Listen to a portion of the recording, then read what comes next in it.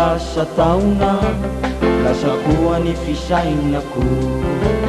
tao ny vary ny misaona ny fandimby tamiko tao ny mamy ny mangidy fa ny tena tsy tantiko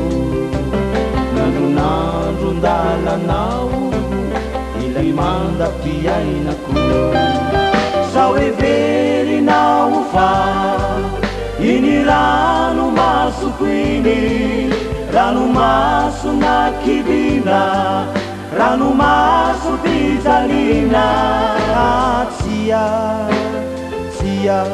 disy anao satria antenako mbola ho avy nisolonao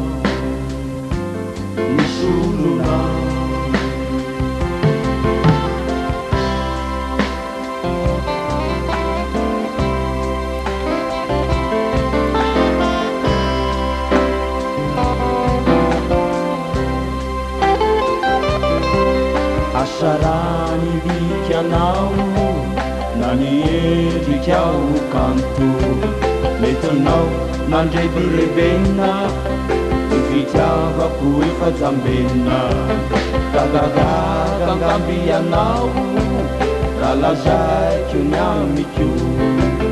efa nisy voninkazo nanasitra ny mitilao sao everinao fa iny rano masoko iny rano maso nakivina rano maso pijalina tsia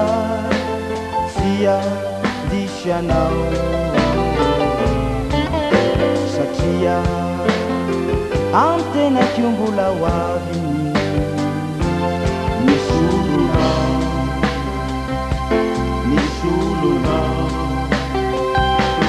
sao everinao fa